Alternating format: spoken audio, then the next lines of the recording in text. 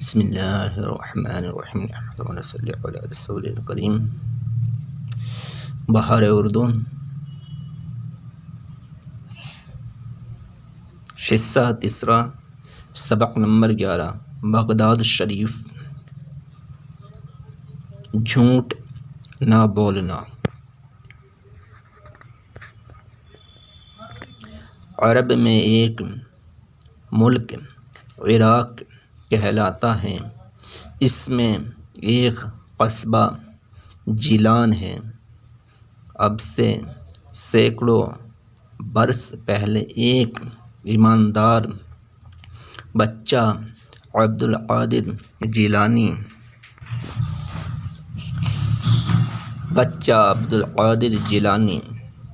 اس قصبے میں تھا، جسے پڑھنے لکھنے کا بہت شوق تھا۔ تھوڑی سی عمر میں اس بچے نے قرآن و حدیث کا علم حاصل کر لیا، مگر آگے پڑھنے کے لیے اس قصبے میں کوئی بڑا مدرسہ نہ تھا۔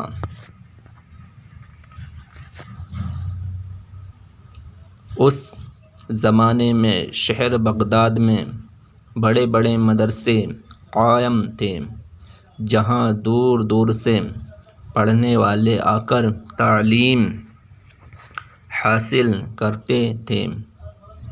اس ہونہار بچے نے بھی علم کے شوق میں گھر چھوڑ کر پردیس جانے کا ارادہ کر لیا۔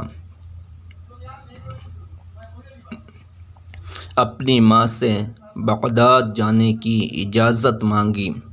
ماں نے کہا، بیٹا تم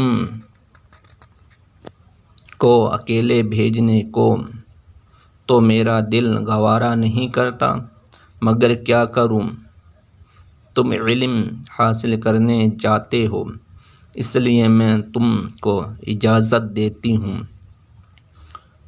اور خدا سے دعا کرتی ہوں کہ تم پڑھ لکھ کر خیریت سے گھر واپس آؤ۔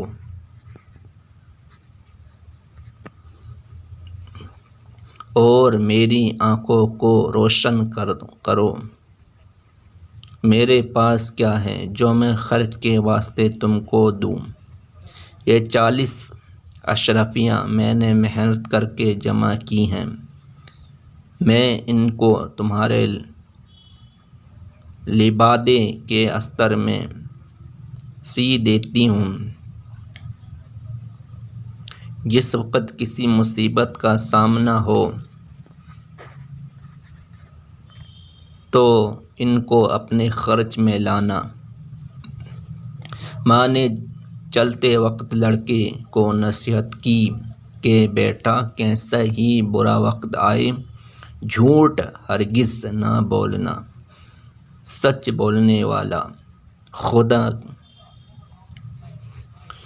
بولنے والا کی خدا مدد کرتا ہے،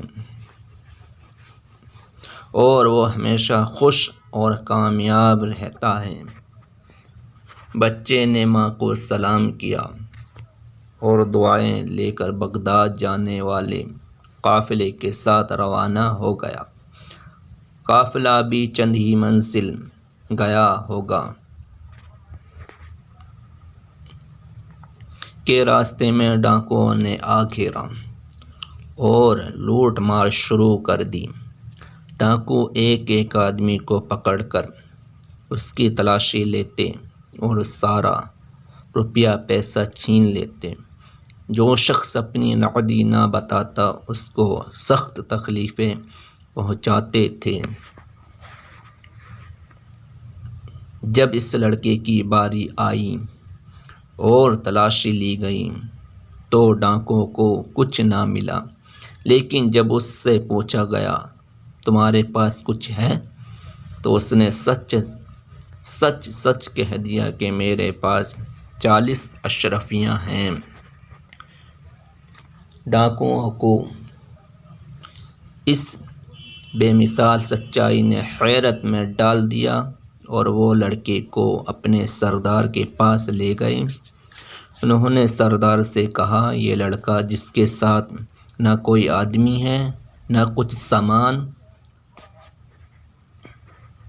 اور جو بظاہر یتیم والا وارث معلوم ہوتا ہے اپنے پاس 40 اشرفیاں بتاتا ہے۔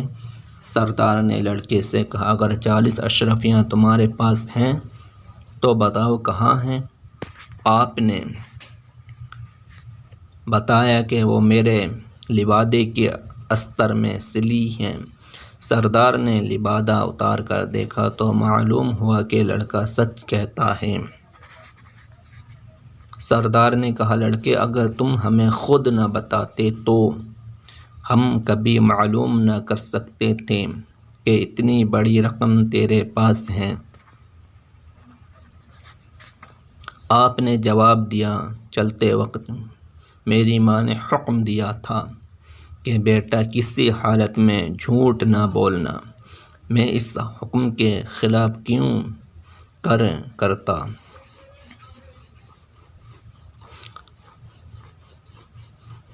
اور کس طرح جھوٹ کہہ دیتا کہ میرے پاس کچھ نہیں ہے۔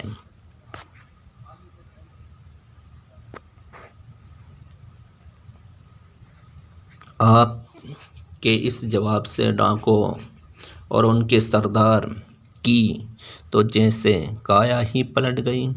وہ سوچنے لگے اللہ اللہ، یہ ذرا سا بچہ اور اسے اپنی ماں کی فرما برداری اور اطاعت کا اتنا خیال۔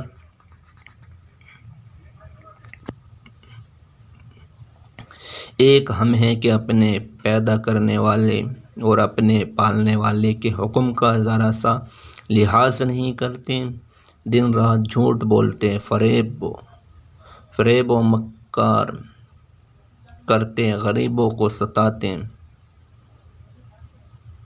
اور مخلوق کو لوٹتے مارتے رہتے ہیں۔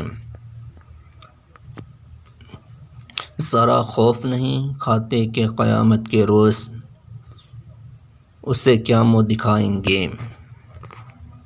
چنانچہ سارے کے سارے ڈاکوؤں نے اسی وقت سچے دل کے ساتھ لوٹ مار اور دوسرے برے کاموں سے توبہ کی اور قافلے والوں کا لوٹا ہوا تمام مال واپس کر دیا۔ جس لڑکے کی سچائی نے ڈاکو کو ایسا اچھا اور نیک انسان بنا دیا، یہ صاحبزادے وہی تھے جو بڑے ہو کر شیخ عبد القادر جیلانی رضی اللہ تعالیٰ عنہ رحمۃ اللہ علیہ کے نام سے مشہور ہوئے۔ بڑوں کا کہنا مانو، تمہارے بڑے جو کچھ تم کو بتاتے ہیں وہ تمہاری بھلائی کے لیے ہوتا ہے۔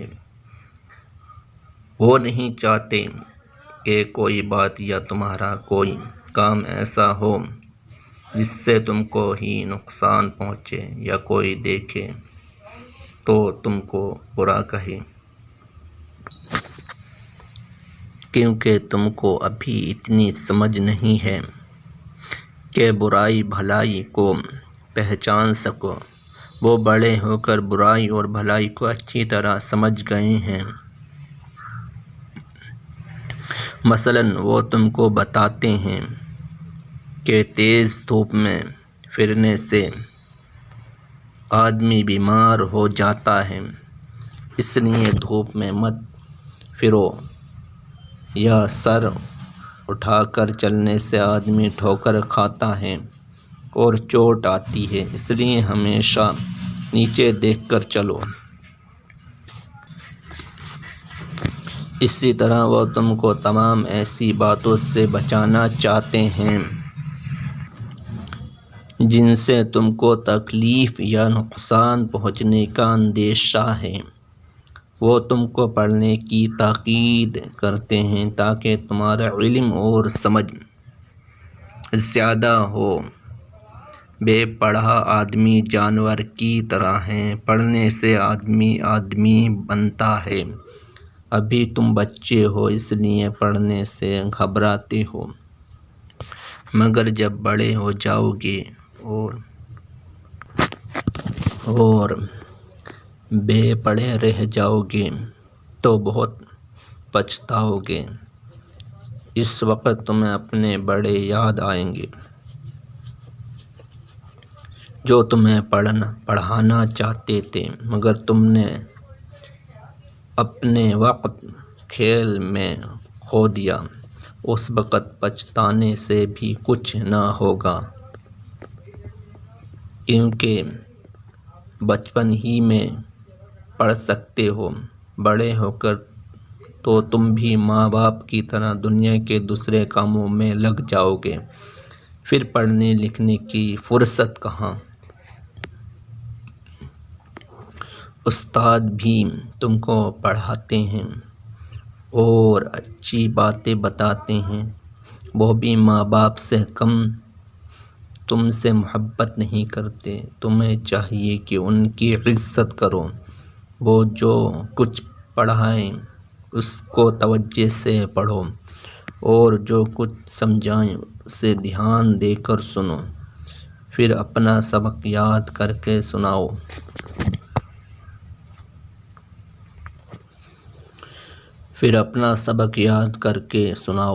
ایسا کرو گے تو استاد بھی تم سے خوش رہیں گے اور تمہارے ماں باپ بھی۔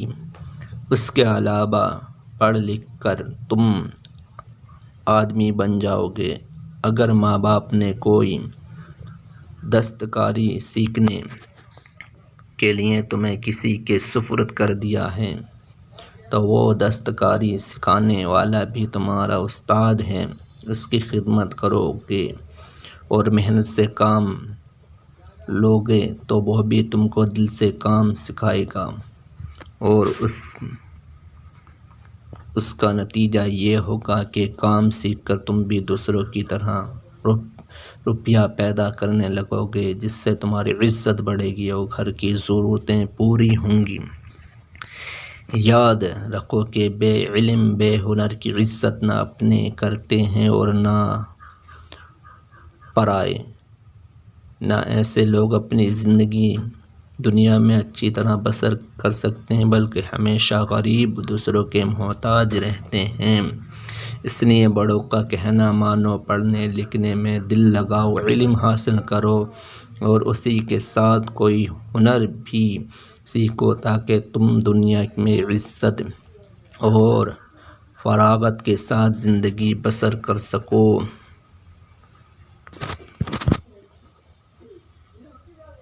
سبق نمبر 14، ایک بڑھیا اور چڑیا۔ آؤ بچوں گیت سنائیں، گیت سنا کر خوب ہنسائیں۔ ایک بڑھیا نے چڑیا پالی، ننھی منھی بھولی بھالی، بڑھیا بیٹی کھیر پکاتی، چڑیا بیٹی گیت سنائی۔ ایک دن بڑھیا بھوکی آئی، جلدی جلدی کھیر پکائی، منہ دھو کر وہ کھانے بیٹھی، چڑیا گیت سنانے بیٹھی۔ بڑھیا نے سب کچھ کھا ڈالا، چڑیا کو بھوکا ہی ٹالا۔ چڑیا جب پنجرے میں آئی، بھوک نے اس کی نیند بھگائی، چوں چوں چوں چوں کر کے روئی، ساری رات اسی میں کھوئی۔ صبح ہوئی اور مرغا بولا، بڑھیا نے تب پنجرہ کھولا، پیارے جب اس نے چمکارا، پیار سے جب اس نے چمکارا، چڑیا نے چونچوں سے مارا، چڑیا نے چونچوں سے مارا۔ بڑھیا بھاگی گھر میں آئی، مٹھی بھر کے دانا لائی، جب بڑھیا نے دانا کھلایا تب چڑیا نے گیت سنایا۔ سبق نمبر 15، معافی۔ بغداد کے خلیفہ ہارون رشید کا لڑکا ایک دن روتا ہوا آیا کہ فلاں سپاہی کے لڑکے نے مجھے گالی دی ہے۔ خلیفہ نے وزیر سے پوچھا کہ اس سپاہی زادے کو کیا سزا دی جائے؟ کسی نے کہا قتل کر دیا جائے، کوئی بولا شہر بدر کر دیا جائے، ایک نے کہا اس کی زبان کاٹ لی جائے۔ جب سب اپنی اپنی رائے دے کر چکے تو خلیفہ ہارون نے کہا، اے بیٹا، اگر تم اس لڑکے کو معاف کر دے تو سب سے اچھا ہے، اور اگر معاف نہیں کرنا چاہتا تو بھی اس کو گالی دے لے۔ مگر وہی گالی جو اس نے تجھ کو دی تھی، اگر اس سے زیادہ دی تو بھی خطا وار ہوگا۔ حقیقت میں بہادر وہ ہے جو غصے میں اپنے پر قابو رکھے۔ سبق نمبر 16 بی بی فاطمہ زہرا رضی اللہ تعالی عنہا۔ تم نے امام حسین کا نام سنا ہوگا، انہی کی ماں کا نام بی بی فاطمہ زہرا رضی اللہ تعالی عنہا ہے۔ آپ رسول خدا صلی اللہ علیہ وسلم کی چہیتی بیٹی ہیں اور حضرت علی رضی اللہ تعالی عنہ کی بیوی ہیں، اور بی بی فاطمہ کی ماں کا نام حضرت بی بی خدیجہ رضی اللہ تعالی عنہا ہے۔ ہمارے سرکار حضرت محمد مصطفیٰ صلی اللہ علیہ وسلم اپنی بیٹی فاطمہ سے بہت پیار و محبت کرتے تھے۔ رسول خدا نے فرمایا کہ میری بیٹی فاطمہ جنت میں عورتوں کی سردار ہوگی، اور میرے حسن و حسین رضی اللہ تعالیٰ عنہم جنت کے نوجوانوں کے سردار ہوں گے۔ اس کے باوجود آپ کی بیٹی فاطمہ رضی اللہ تعالیٰ عنہا اپنے ہاتھوں سے چکی پیستی، پانی خود بھر لیتی، کاندھوں پر داغ اور ہاتھوں میں چھالے پڑ جاتے، لیکن ہر حال میں آپ اللہ تعالیٰ کا شکر ادا کرتی۔ کئی روز تک آپ کے گھر میں فاقہ ہو جاتا، لیکن آپ کبھی کسی سے سوال نہ کرتی۔ بی بی فاطمہ کے دروازے پر جو فقیر آتا کبھی خالی ہاتھ واپس نہ جاتا۔ آپ بہت ہی سخی اور دیالو تھیں، خود بھوکی رہ جاتی لیکن اللہ کے راستے میں فقیروں کو کھلا دیتی۔ صبر، شکر، عبادت اور ریاضت، ایثار و قربانی، یہی بی بی فاطمہ رضی اللہ تعالی عنہا کا زیور تھا۔ آپ اپنے پڑوس کی ماں بہنوں سے بھی بہت محبت کرتے، ان کا اناج و غلہ خود اپنے ہاتھوں سے پیس دیتی۔ آپ کبھی کسی کو دکھ اور تکلیف نہ پہنچاتی۔ آپ کو اللہ اور اللہ کے رسول کی فرما برداری کا بہت خیال رہتا۔ جھوٹ اور چغلی سے آپ کو بہت نفرت تھی، اس لیے رسول خدا کو اپنی پیاری بیٹی فاطمہ سے بہت محبت تھی۔